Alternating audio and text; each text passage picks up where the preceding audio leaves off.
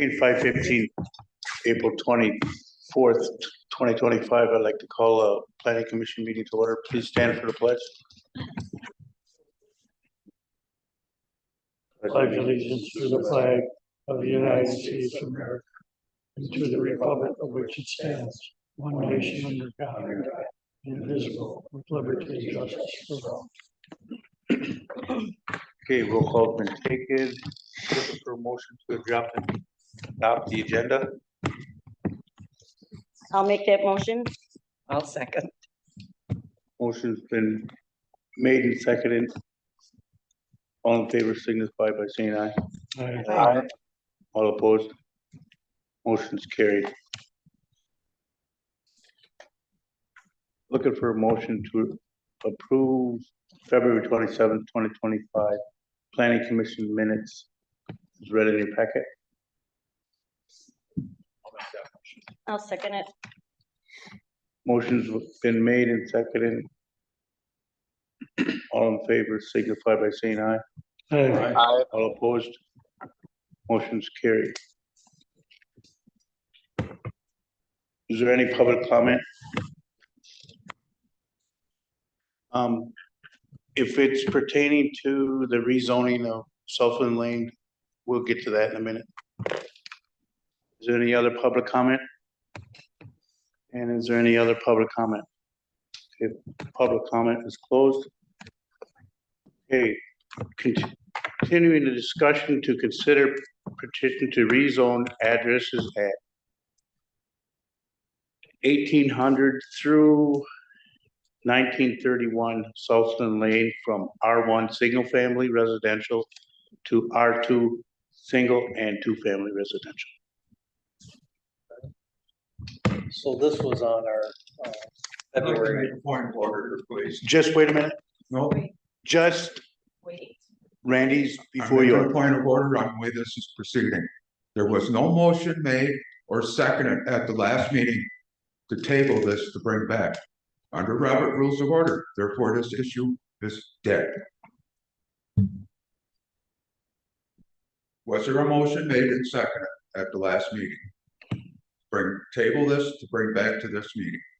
Yes or no? Brad, I talked to the city attorney and the city attorney did advise us that it can come back to planning commission for further discussion. There's gonna be no action? It can come back. There still should not, under Robert Rules. There was no motion made. And it was not seconded. So therefore, it was not properly tabled to bring back to this meeting. Therefore, there's no discussion on it. Again, I Brad, am a parliamentarian, I went to school, so I know what I'm talking about. All right, you're gonna proceed with these illegal meetings, I'll have to take further actions. continue.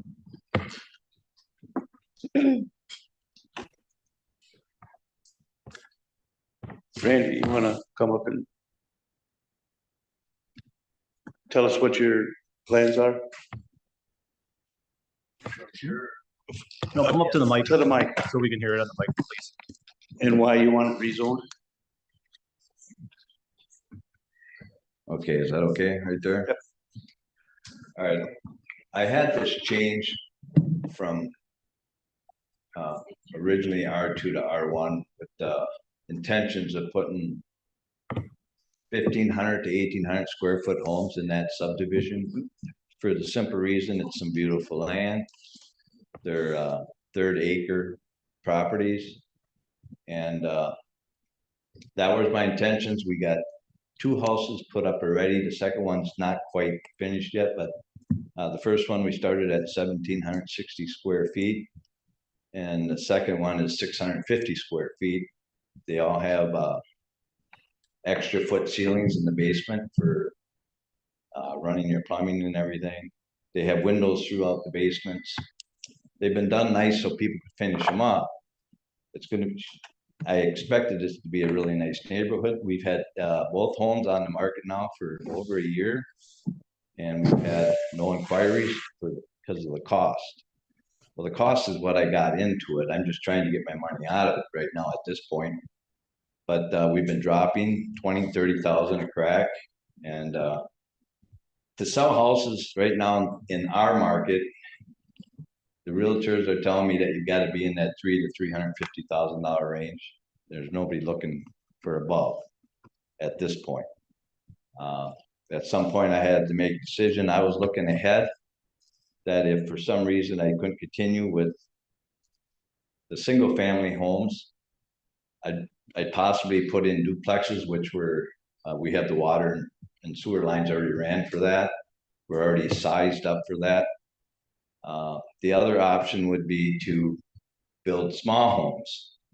And by small homes, we're talking 1,200 square feet to 1,300 at tops. That would get us in that $300,000 to $350,000 range. To me, a small house on these 3rd-acre lots is gonna look out of place. But if that's what I have to do to sell them, I guess that's what I'll end up doing, even though I don't want to. That was gonna be a nice looking neighborhood, and still can be. When we petitioned to have it changed to R2, the intentions were to just put in a duplex here and there on certain lots. And by that, I mean, I have 3 lots coming up that face the apartments that I just built. So the back side of them apartments, it'd kind of be a buffer between the 8 units and the single family, which would still be across the street. Now, every day things change. We're running $250, $300 a square foot to build. And if you start doing your math, it takes, you got to get a pretty good dollar to sell these properties, and people just aren't getting loans for that. In the valley, they are, but we're still a ways from the valley, so it's not happening here. So I have 2 choices. I can put in some duplexes, which would probably be in that $500,000 to $600,000 range per building, per property, or we put in some 1,200 square foot houses and get the value is going to be down to 300,000. So that's going to hurt the city's income for taxes, besides what I'm able to recoup from it. So it's either going to be a win for all of us or a loss for all of us. You guys hold the cards, so I'll let you guys decide what you want to do. I'm not going to be hurt either way. I could sit on it for years if I have to. No sweat off of me, but that isn't what I started out doing. I want to finish it, But and again, it's possible that we may not even have to put any duplexes up. The market changes daily now. It's just not, you don't know what's going to happen the next day. So, but we do know for a fact that prices are going up, fuel prices are going up, lumber prices are going up. Our relationships with our neighboring countries is changing fast, and not to the better. So, so that's where we're at. Any questions? I'm here to answer. Randy, I just want to state your name and address, please. My name and address. My name is Randy. My wife's name is Ingrid Retzloff.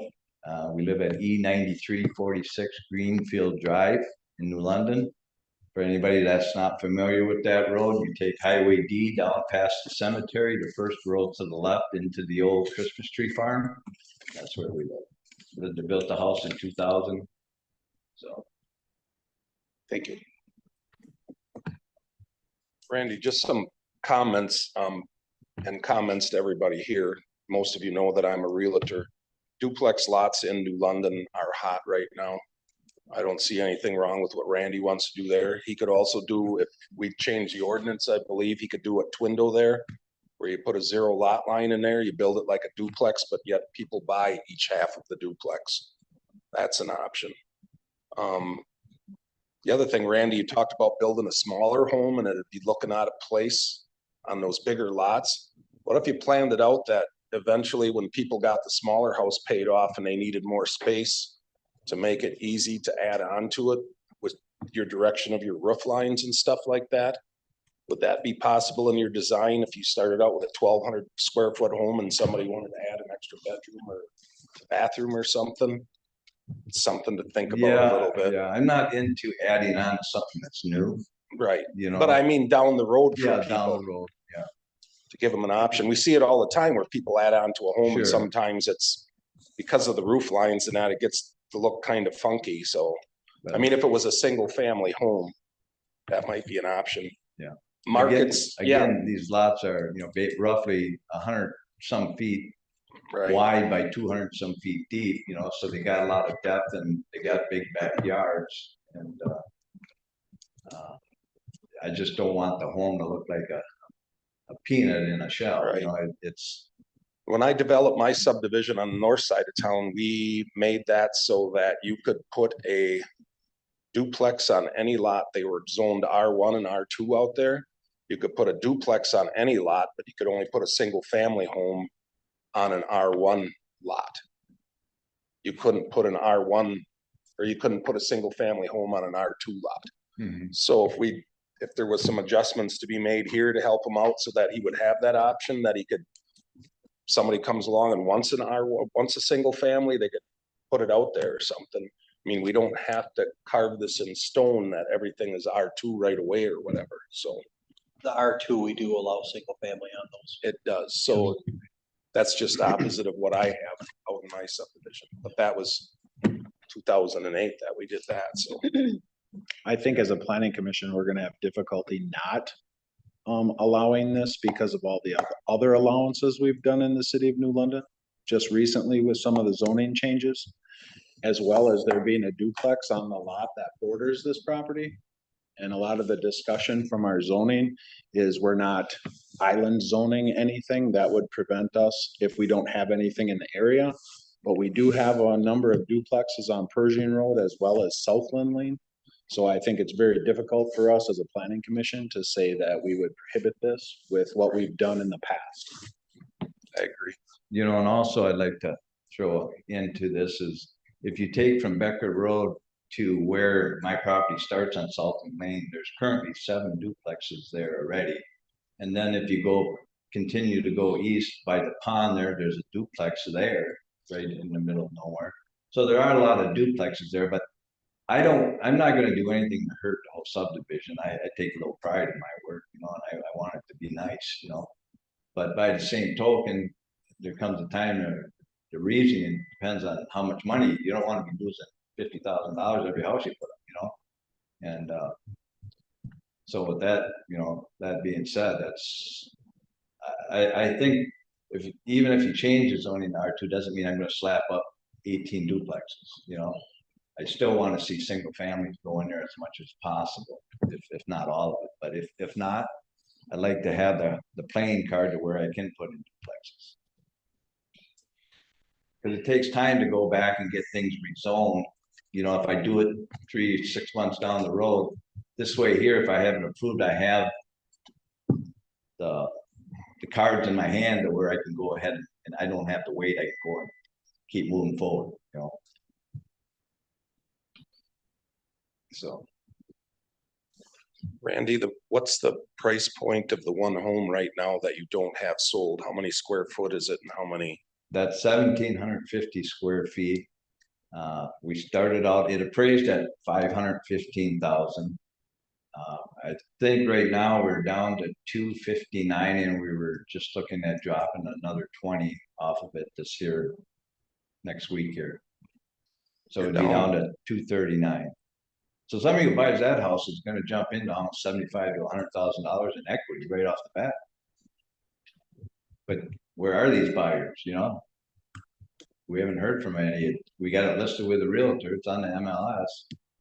You know, if I was looking for a single family home and I was in my early 20s, I'd jump on it in a heartbeat. Where else can you get that kind of equity? 1,700 square foot for 239,000? No, for 439,000. Yeah, okay. I'm already to call somebody. Yeah, I thought I heard Did I say- 200. did I- I heard you said 200. I was like, oh boy, I'm sorry. I'm moving. I'm like, wow, Yeah. I missed that one I'll today take when I 2. looked. I'll be right over. Let's leave right now. Because you're saying like $200 a square foot or $300 a square foot on a 1,500 square foot home is 450,000. You know, when you start, you're looking at almost $3,000 a month in payments for a 400. You know, and interest rates right now are at 6.75. They were a little bit under 6 back in August, but that takes away buying power in that too. I don't know anything about building materials or anything, and I'm not gonna pretend to, but yeah, those are expensive homes. I mean, right now in the market today, when I looked, the cheapest house in the New London School District was 209,000. The next house was 329. Yeah. The next house was 439. So, and those were older homes, and yours are brand, maybe that 439 was yours. I didn't look that close, but Yeah. there's just nothing that I consider affordable for some new people starting out. Anybody that's buying a home at those prices right now is looking at their second home. Yeah. And then why do they want to leave a 3% interest rate and go to a 6.75? Gotta be a sweet deal to do that. Yeah, Yeah. right. So I don't know. I think you got a good plan for your land there and stuff, and I don't see any issues with it. Just trying to throw some ideas out for you. So Yeah, and again, you know, that third home, I may drop it down to say to 1,400 square feet, make it so they can still finish off the basement and see how that flies, you know? I'm kind of playing with the market to see what's happening, you know? But at some point I gotta say, this is what I'm going with, this is what it's gotta be. And that's why I wanted the duplexes as my ace in the hole. If things didn't work out with single family, I could put a couple. And we got some nice plans for duplexes too. They're not your boxy, regular duplexes that they used to be. They got some pretty snazzy looking duplexes out there nowadays. And that's probably the way we would go if we did put a couple. So. Anything else? Anybody got any more questions for Randy? How much would the duplexes rent for, sell them for? How much would we sell them for? Well, that depends on square footage. We haven't even looked at square footage on the duplexes. If we did, they'd probably be in 1,100 or 1,200 per side square feet. Now, just for comparison, the Celestial Hills apartments we built, the 3 bedrooms, apartments are 1,700 square feet, and the lowers are 1,450 square feet. You know, and so the number are pretty spacious. Now the duplexes would probably be in 1,100 to 1,200. that's too cheap. 2 bedrooms, possibly 3, but we might do one with the 2 and one with the 3 garages in the middle. Some of them, different plans we have looked at.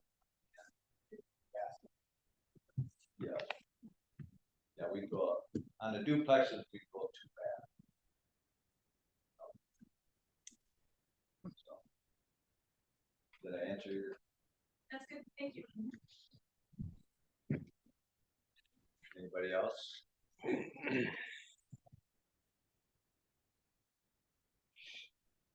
Thank you, Randy. All right, thank you. Okay, anybody else have any comments? Can we comment now? Thank you. I greet you again, Patty Dearson, 1835 Mayflower Court. Well, the subdivision is not exactly in my backyard. I can see every car in the evening that goes back and forth. I can sit in my lazy boy and watch all the traffic again. Our whole community down in that area and some of the neighbors on Oshkosh Street really do have some questions. I agree that there are other duplexes on the other end of Southland. There are 7. There are 17 regular homes on Southland. And I was wondering if you all want to do a little quick math regarding the number of cars. Most homes probably have 2 cars. It's hard to really figure out exactly what the number of cars would be at a duplex, because similar to his apartments, there could be 3 people living in it, each with a car. So we are talking about 28 cars per duplex in those 7, and 24 cars right now at the 17. So it really would depend on how many duplex lots you decide to let him have. we're wondering why all of a sudden we're going to the R2. I understand it's because he can't sell the R1s. I don't know that that will help him sell the R2s because lumber is lumber and the cost is the cost. What we are all worried about is once you give him R2s, that whole road will be R2s. And we're pretty much single families in that area. And we kind of like it that way. I mean, we're sad that you bought the area. We miss our deer. They do, and they sneak around the other way trying to get down to the pond. Which brings another question, I guess to Randy and to all of you. Taking care of the water on the situation, as you know, it all flows downhill, and it all goes to the little pond on Mayflower Court. We go through 3 sump pumps every 5 years. There's so much water that comes down there. I do worry when you change all of this to hard surfaces, as opposed to at least now there's something there that would absorb the grass and the runoff and those kind of things. So I didn't know if you looked into any of those kind of things, but our neighborhood is hoping, sorry, Randy, we're really hoping that you keep it a neighborhood and that it's just single family. We've, tolerated all of the apartments up there. Sometimes it gets loud, but we're really asking that you keep it at R1. That's what he signed up for, and I'm sorry, but that's sometimes the cost of doing business. So just want you to consider our neighborhood. Thank you. Thank you. Does anyone else got any comment?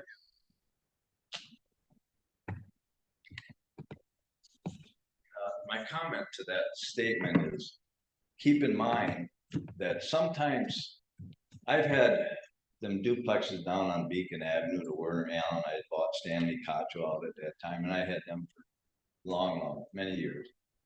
But I had a lot of little old grandmas living in all of them. They're perfect tenants. But what happens sometimes when you go with square footage homes that are small, you get people that never had a home that can buy a home. And sometimes these people aren't always what you call the type you want for your neighbors, and not to pick on somebody because they don't make as much money or something, but if I start putting up 1,200 square foot homes, what type of people do you think that neighborhood is going to become? I'd rather go with the duplexes where I could control them than to go with the small single family homes. But again, that's just keep that in mind, So would you be in charge, would you be renting all of those duplexes, those quarters? Or We would under probably your keep them. control? Yeah.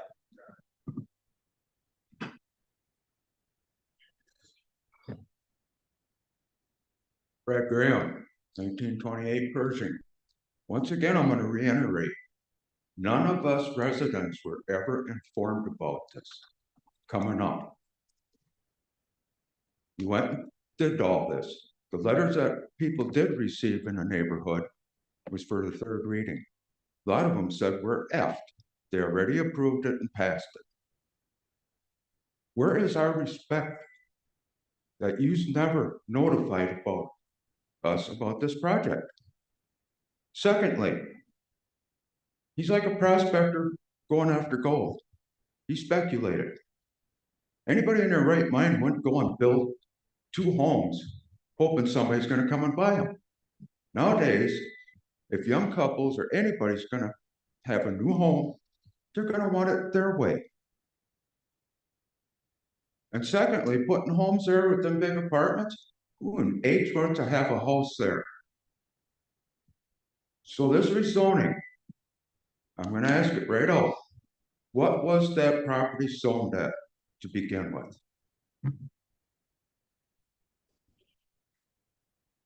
Nobody can answer me?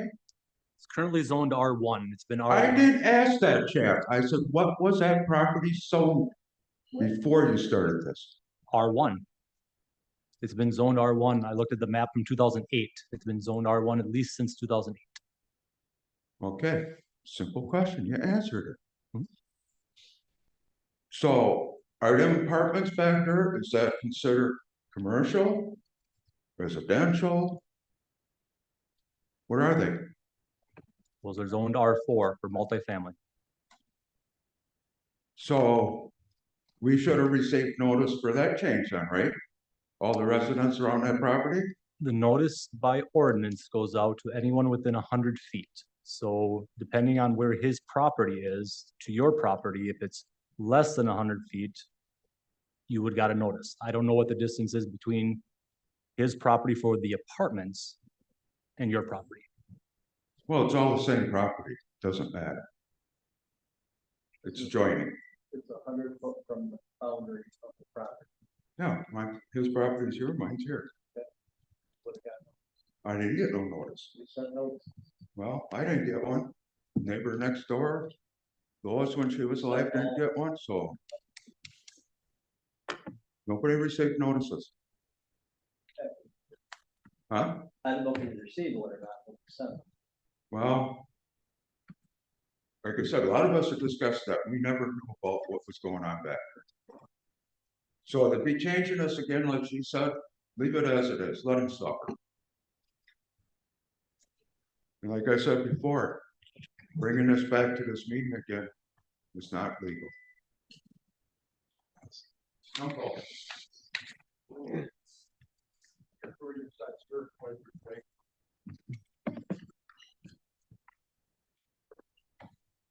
Any more comment on this matter? Jim Huffman, 1826 Pershing Road, so, he's right directly behind me, you know, and I seen the work and the sweat that Randy put into that. I mean, I got it right handed to him, that it was a lot of time and effort on his part, you know. And, I thought originally that, if your property line touched that property that we're talking about now, that's when you got the notice. I'm not sure about the 100 feet or 50 feet or whatever it was, I don't know, but I know what I got a notice on it. It came to me, I don't know where they live from there, but you know, I see duplexes all over the place. And I know people that own duplexes, and they've got wonderful renters.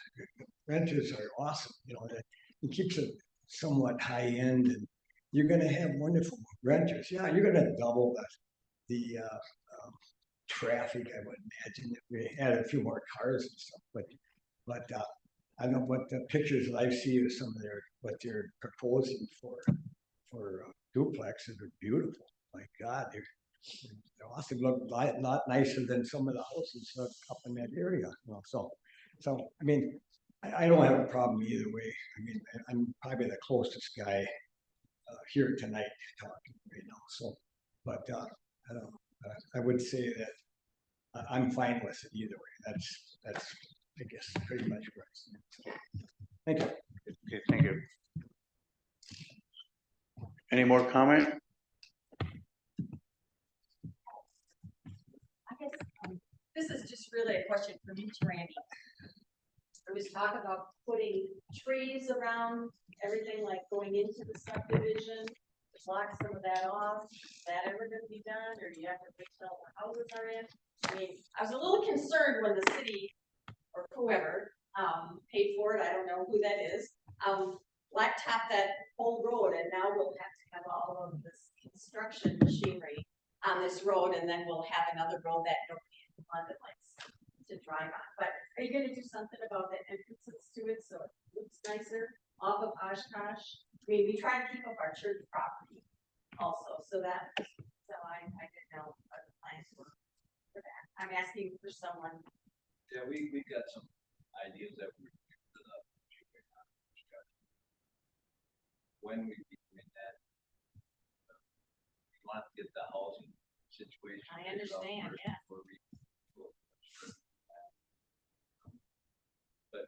far as the trees, we've already planted pine trees on the west side Yeah, where them apartments are meeting. We're gonna be doing more each year. We kind of concentrate on the area where. And when we get to the further part down by the pond and stuff, that's when we'll be doing that. But. Well, the article mentioned why they set up the trees along there. Well, I was wondering, when I'm going, just let me get to that area first. This is a big project, you know, it's not like I got 20 people working. What are we doing? Right. Saying that, you know, I we're doing it, we're able to make money, and that's the main thing. City gets their taxes, we get ours. Everybody just happy ever after, you know, but.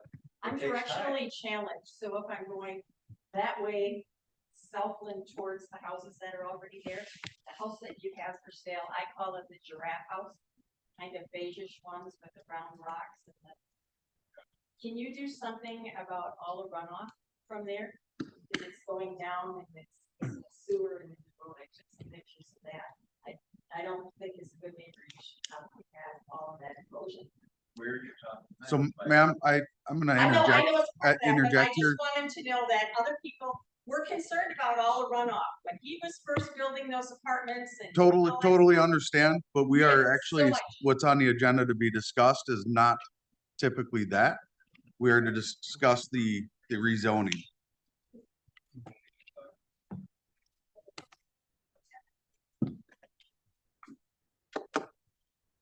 Is there any more comment?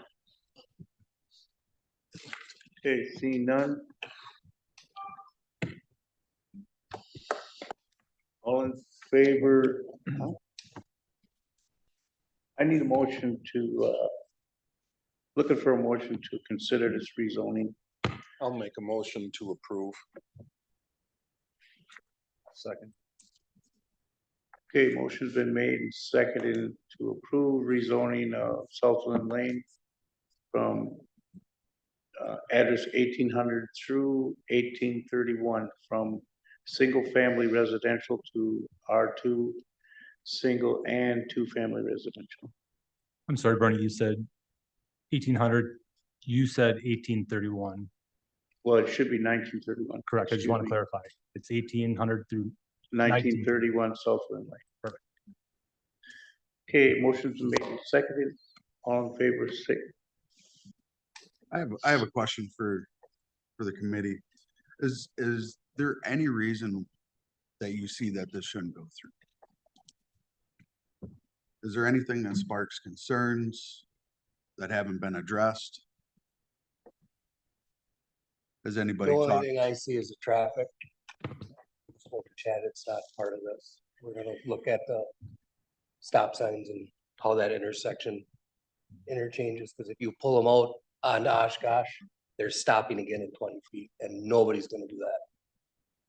But that's a different discussion Perfect. at a different time in relation to this. Yeah, You that, see what I'm talking about? I think. that would be a Board of Pulling out. Public Works discussion, Yeah. you know, to talk about the stop signs. You But come the- out, that there's no reason why there needs to be the stop sign. On Oshkosh right there. Stop sign coming off of, I don't even know, Minerva. I don't know what the name of that street is. I think it's Minerva that ends there.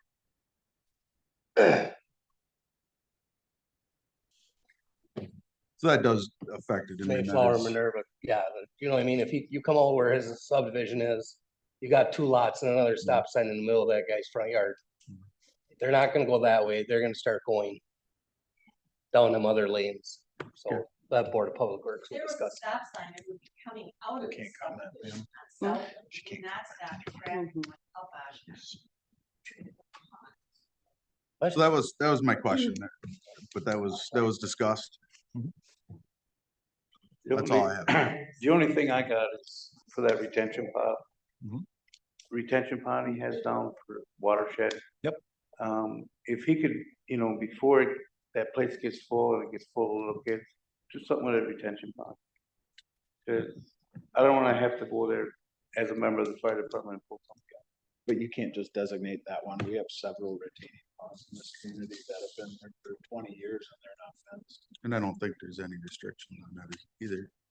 I'll just put in 20 seconds quick, because I know that retention pond's been a little bit of a comment and questions, but the retention pond was designed by an engineer. Randy's engineer. The retention pond, the engineering for that was reviewed by our city engineer. So you had two engineers, professional engineers who developed retention ponds, look at that. And the entire stormwater management plan, which is the stormwater management plan, which is 255 pages, tons of engineering, tons of looking at the soils and everything else in the area, all looked by an engineer. And I just want to comment, I'll share this. I'll share it on so people on YouTube can see it. There is a typical embankment design for that. So there was concern about being too steep. You can see the some of the numbers here were adjusted after the retention pond was built. But there is the main retention pond is about 4 to 5 feet where the normal water surface layer is. But you can see there is a safety shelf that's designed in there for being able to, if you get in there, you can crawl out. So it is designed professionally by an engineer and designed with safety features in there. So just wanted, that's something we don't really talk about too much. So that's the design in the typical embankment cross section of that retention pond. So. Thank you, Chad.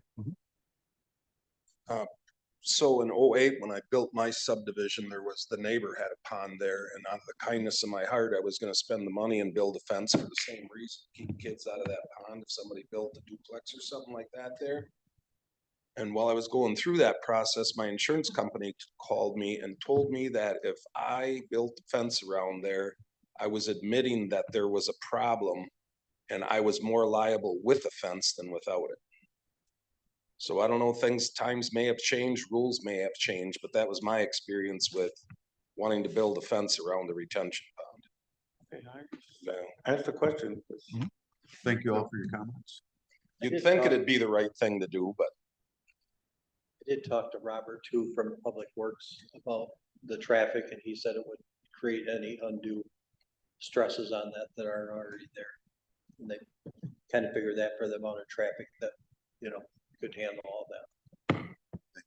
Isn't there a TID district too up there with Randy's, the apartments? And would it go down to that area if that was necessary, that any kind of infrastructure would be needed, or? So the apartments are in a TID district. The single family houses are not in the TID district. We did that on purpose. Right. So that the increment from the apartments are helping finance the development of road, which Randy, paid for the road. So the increment from his apartments is helping paying for that.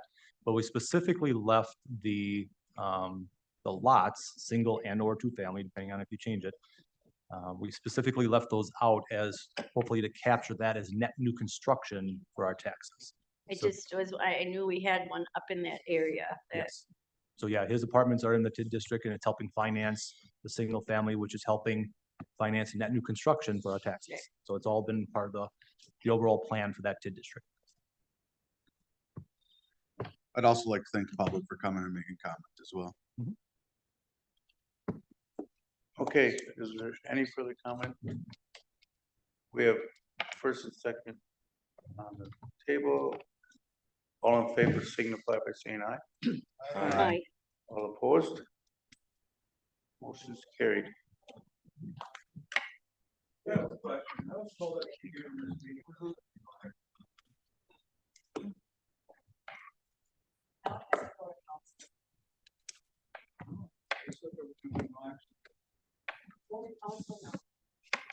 action has been referred to city council. So the next city council meeting, the council will take up the question again, and we will talk to a city attorney just to make sure everything's on the up and up. So. Okay, moving on, we have Randy Wall and Associate will continue discussing of zoning ordinance rewrite. Hello, Ben, you're on camera now. So do you want us just to kick it off to you, or do you want us to lead something off? No, if you, Chad, could put the table on the screen, that would be fine. Absolutely. I don't have a formal presentation this evening. Hello all, nice to see you again. What we aim to do is work through part 2 of the draft zoning code.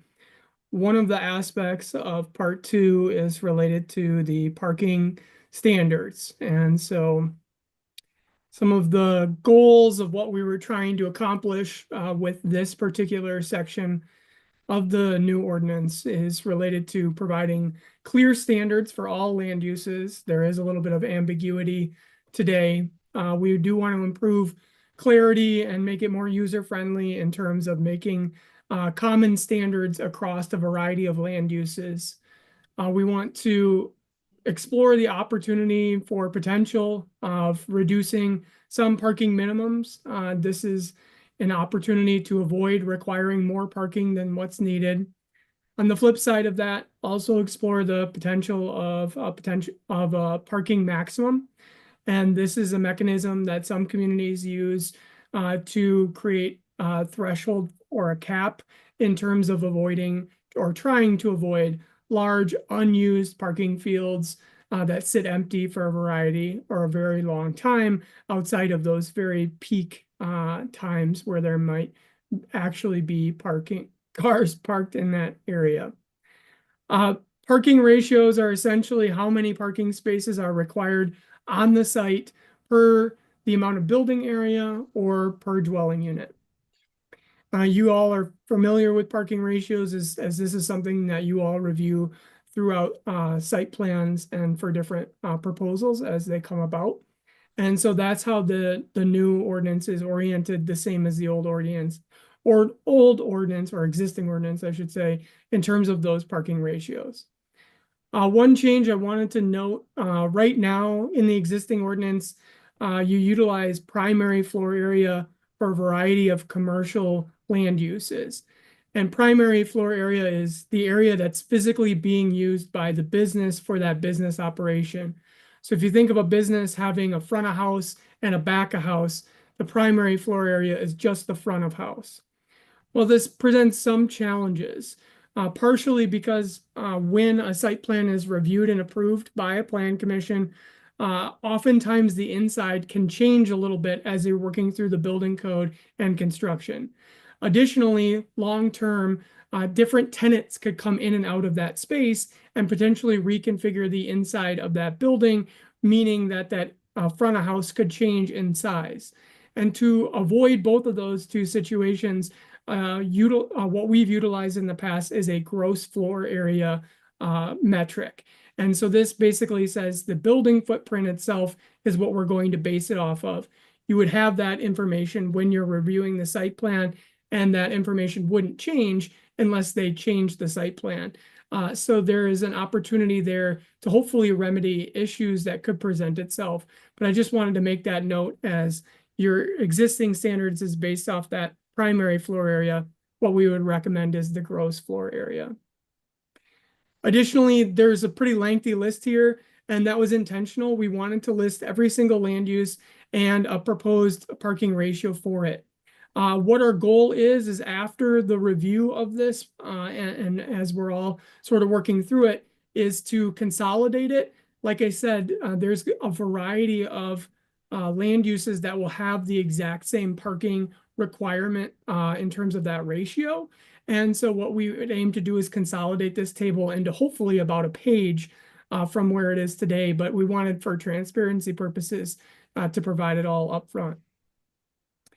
Additionally, within the text of the code, we do build in flexibilities to allow for an opportunity where the Plan Commission can consider unique situations that may warrant reducing minimum parking requirements. And what we have written, and we can review this as we're working through the text itself, but reducing those parking minimums could be because of a parking study that you receive from an applicant. Or it could be in relationship to a joint parking facility where there might be a parking lot that could facilitate multiple uses that have different peak demand hours. And so we build in those opportunities with the intention of having a little bit of flexibility for the Plan Commission when you're reviewing these types of things. Now, I wanted to hit the highlights. I won't go through every single individual land use listed here, but starting at the top is residential. The single family and two family residential standards for parking is 2 spaces per dwelling unit. We would propose to retain those parking standards as they are today. The only change that we're proposing is related to multifamily development. And right now you use a metric that's basically says 2 spaces for every single dwelling unit. And when multifamily, you're familiar with this, as you look at a multifamily development project, there's different types of units that are within that structure. And that has an associated differentiation between the demand associated with parking. And so what we were aiming to do is provide an opportunity to best fit the parking minimums to the unit types, meaning 1 stall required per studio or 1 bedroom, and 2 stalls required for anything above that. And that was a way to account for that variability that might take place. And that's just a standard that we've developed over time and used in a variety of communities. Downtown is the next item there. Downtown land uses today do not have parking requirements. That is the only area of the city that does not have those. We would propose to maintain that moving forward with no parking minimums for those land uses within the downtown zoning district. As you move further down, commercial land uses are the next set. We did aim to define more standards for the land uses that are within the draft new code. What we also aim to do is slightly modify the approach. And like I said, you know, the difference between the floor area that we just discussed and having it be, instead of the primary floor area, be the gross floor area. So the common standard that we've developed, worked with a lot of communities on, have seen this work very effectively, is 1 space per 400 square feet. And so that's what's proposed here. Institutional land uses are the next page. This basically accounts for a lot of variability. So when you're thinking about institutional land uses, a school is very different from a church, which is very different from City Hall, which may be very different than a library. And so how to account for this is what we've built into the code as determination by staff. Staff can require a parking study, or the planning commission can require a parking study associated with that. But instead of putting a metric and trying to sort of box in these situations, we wanted to give a little variability to the unknown factors associated with some of these types of development. And then finally, industrial and several of the other land uses below that. What we've also proposed is making a pretty uniform common standard across the board for 1 space or 1 stall provided on site for the number of employees on the largest shift. This is to account for the largest peak demand that would be associated with the property. Again, this is a standard that we've worked with a lot and seen it worked very effectively across a variety of communities. And so that's why we're proposing it here as well. And then to wrap up, I do want an opportunity for you all to ask questions. We would also like to get any feedback from you, in particular on the minimums and the maximums. So the minimum, simply stated, it just requires that there are some level of on-site parking provided. It does not say that the land use or the developer couldn't exceed that minimum and provide more. It's trying to account for the bare minimum in terms of what we think is needed to supplement the demand associated with a particular project. Now, on the flip side, a maximum would establish a cap or a ceiling in terms of the amount of parking that could be provided on the site. Some communities have used this, others have not. It's sort of 50-50. When we're talking with staff, what we wanted to do is just present it as an option. We think that it may not be best suited for New London at this point in time. And what we would prioritize is the minimums versus pursuing a maximum. But we did want to provide you with an idea of what that could look like. How it's drafted right now is basically 50% of the minimum would be the maximum. So that would provide a range for the site. Otherwise, if we just kept minimums like we do have today, then they can exceed that in any capacity. There would be no ceiling on that. And so with that said, I wanted to provide an opportunity for you all to weigh in if you had any questions, and then specifically if there were any concerns or feedback and opinions related to the minimums and maximums. that's what we would like to hear from you all this evening. Thank you.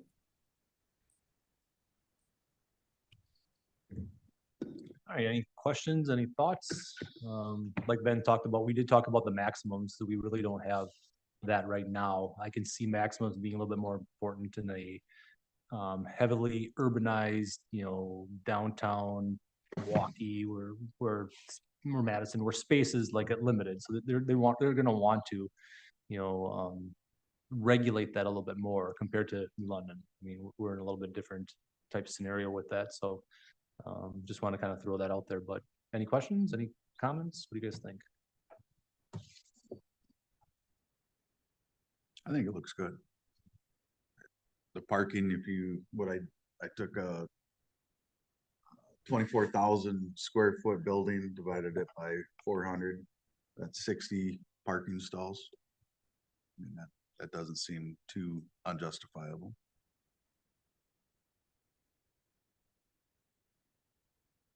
What do you guys think about the maximums? Because what you guys give us input right now is going to be related to the continued process for us. So you guys like the maximums or just one less thing to regulate?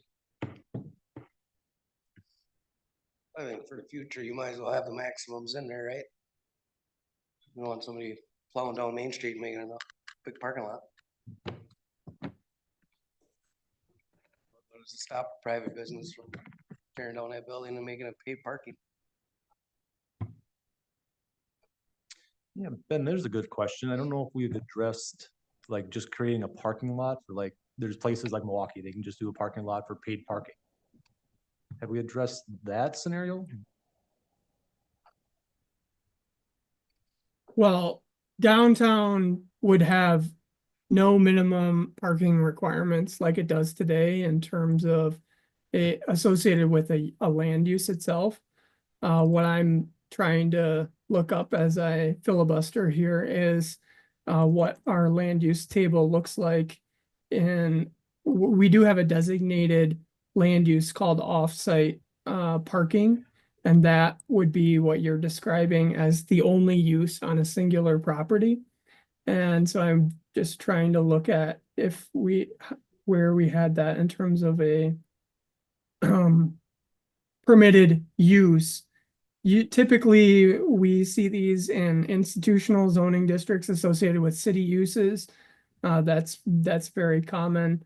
What we have it right now drafted as, it would be a permitted land use in downtown or along the corridors. Basically, all of our mixed use or industrial districts have that being permitted right now.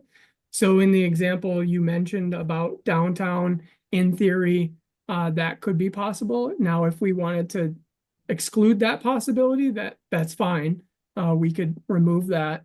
But as it's drafted right now, it would be permitted. And there are singular sites that are just parking downtown. So that's why it's reflected as permitted right at this moment. Cool, thank you.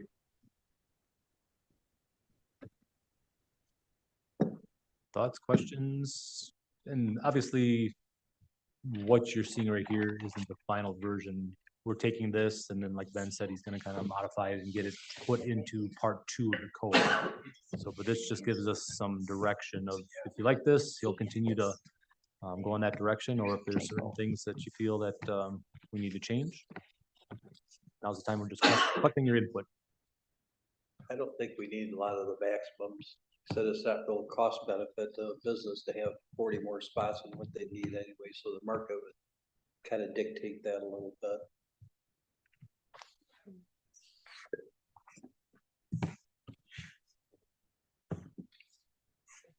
I'm really thinking, why you have restrictions on more parking? I mean, what's the thought process behind there? Cause that property is being used as a parking lot instead of something else that could be there that's tax based. You're talking about downtown or All overall? over. All over in general.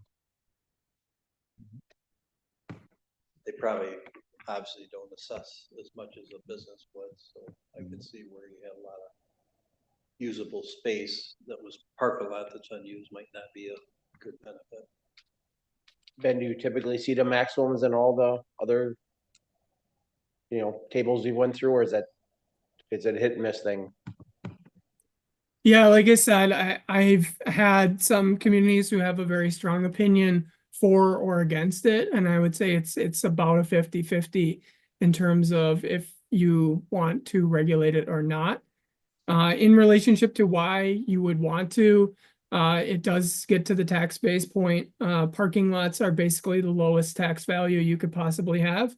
And it could be more developed in terms of that site. It also could be green space as an opportunity instead of paved surface. And then secondarily, the age-old, situation of a parking lot is built to accommodate, we'll just use a big box store example. It's built to accommodate the Black Friday peak demand scenario. The other 364 days of the year, 3/4 of the parking lot sits empty or half sits empty. A maximum tries to avoid that situation and saying, we don't want you to essentially overbuild the parking for that one peak day demand associated with the use. Now, if we want to let the free market control this a little bit more, like to Dave's point, I wouldn't be opposed to it in either capacity, whether you are for maximums or against them. I really just wanted to essentially provide an option for you guys to consider and think about. I mean, we basically have it right there. Well, and that's, There's a lot of space there, that's parking lot that could be other things. I asked that because I felt the same way. I mean, we have a lot of parking lot deserts, and that's what they're becoming, because standards before were just like Ben said, for peak times, and they're just not usable for that anymore. It's more feasible to have them smaller. But that's why I was just curious where you're coming from. In keeping the maximums in, to Ben's point that he hit before, even if you had a maximum and somebody for some reason wants to go above that, like Ben said, there's flexibility in here that they can do a parking study to show us and justify why that's necessary. So even though it's a maximum, there is a way that, a developer can justify why they need more stalls. Yeah, as long as we had that language in there, I'd be comfortable with getting rid of some of the maximums.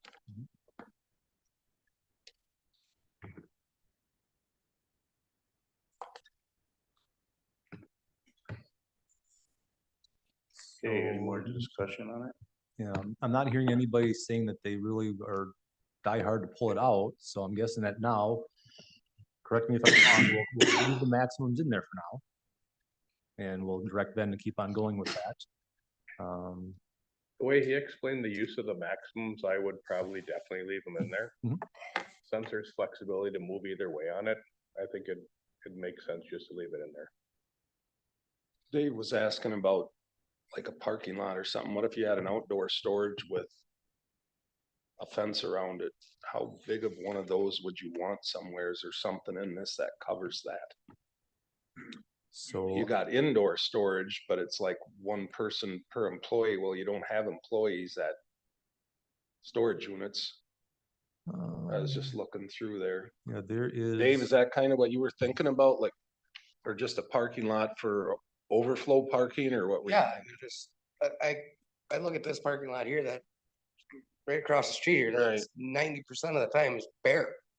Yeah. I mean, it's great for Shamrock Fest. I mean, it's great for, we could use it, but there could be stuff there. I mean, 90% of the that time, strip that parking mall, lot is if that empty. strip mall was occupied, it wouldn't be so empty. But it would still be, there'd still be plenty of spots there, even even if it was fully occupied.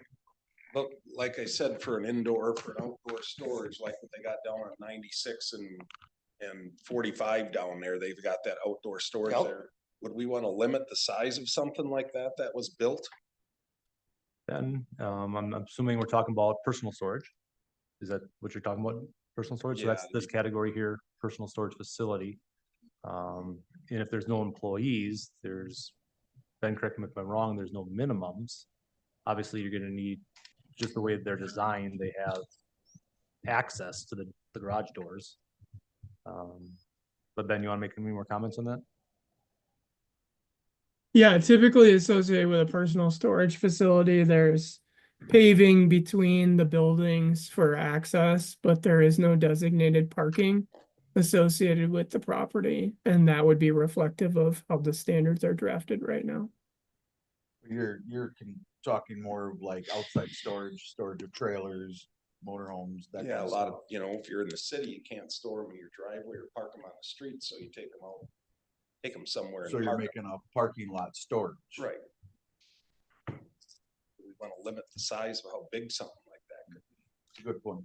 And what land use would that go? The scenario would be a parking lot, it's got fencing around and it'd be just the storage area for, you kind of personal storage area for boats or campers or whatever. Would that just be personal storage facility?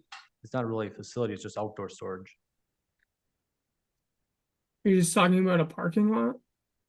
Pretty much, parking lot with a fence around it, that's got limited access. A just- private parking lot, pretty much.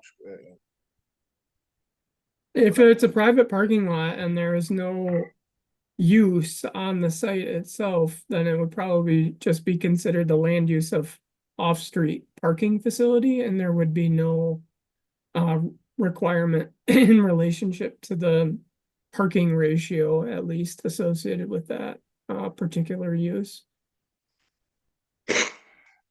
I think that's something actually to look into before it would happen. Well, there's a land use for that, what he just talked about, is it this one here, Ben? This off-site parking lot? Yeah, and that would be if there was a separate parcel and the only thing on that parcel was a parking lot. And typically at least what I've seen the most often is that occurs when the city has a public parking lot or where there is a parking lot that's shared by multiple tenants that might be in adjacent parcels. And so typically the parking demand is associated with those other uses, not the physical parking lot itself.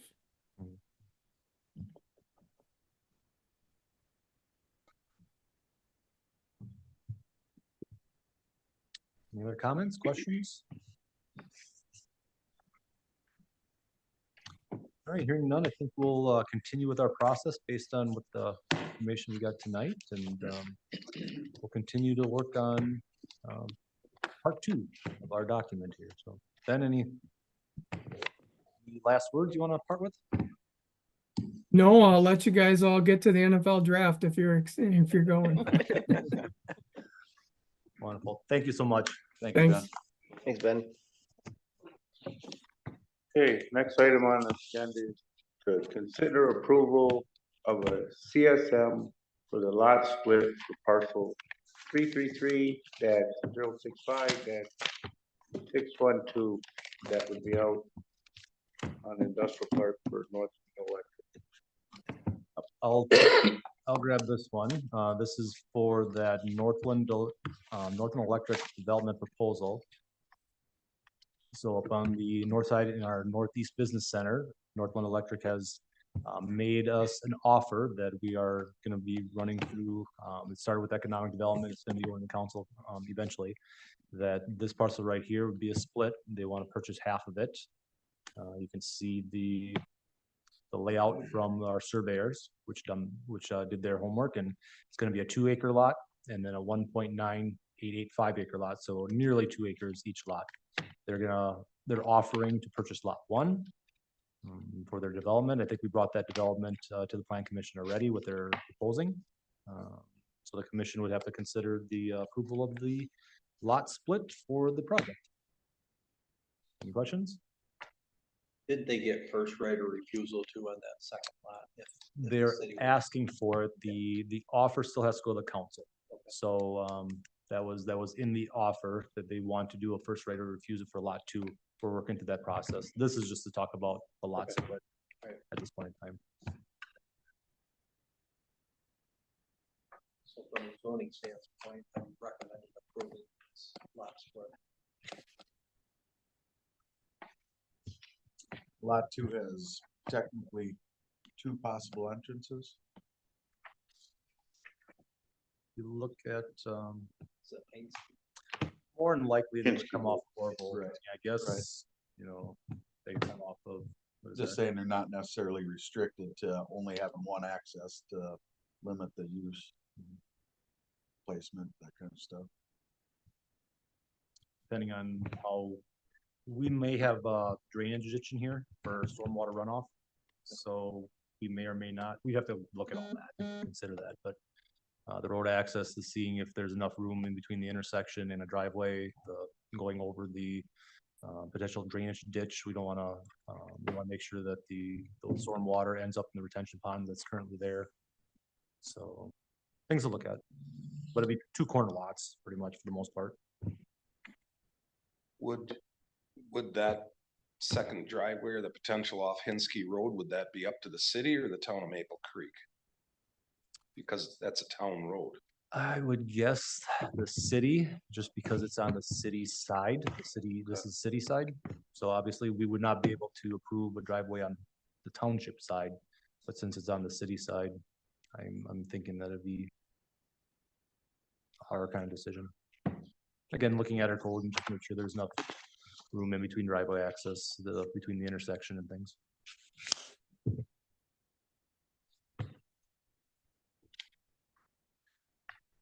Okay, is there any more discussion on splitting that lot? There's none. I'm looking for a motion to approve the split of parcel 333-065-62 or 612. I'll make that motion. I'll second. Okay, motion's been made and seconded to split the parcel in industrial park. All in favor signify by saying aye. Aye. All opposed? Motion's carried. Next item on the agenda is to consider approval of a CSM for lot combination of 33-01-72-5 and 33-01-72-8. Alright, this is the gentleman that owns 534 Cattail there. That's where the outline of that house is. He is also putting a large addition on that right now. It's more driveway, so he purchased the lot on Willow Court that abuts to the side of his property. He's looking to join those two. He doesn't want someone building there, so his plans are to fence that whole property in. From a zoning standpoint, I am recommending approval of this lot combination.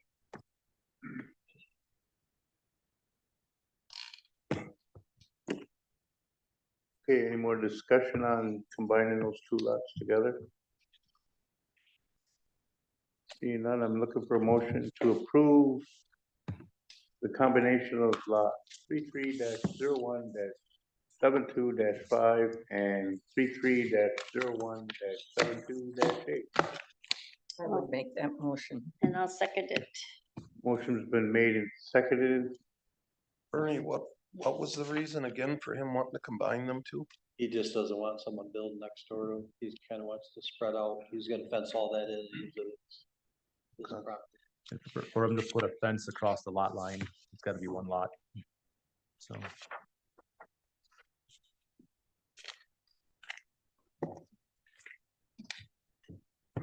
Okay, motion's been made and seconded. Is there any more discussion? Okay, seeing none. All in favor signify by saying aye. Aye. All opposed? Motion's carried. Okay, review upcoming agenda items. Just continued discussion of the rezoning. I don't have anything for next month yet. Okay. Review next meeting date tentatively May 22nd, 2025 at 5:15. I think I'm going to be gone. I am on vacation then.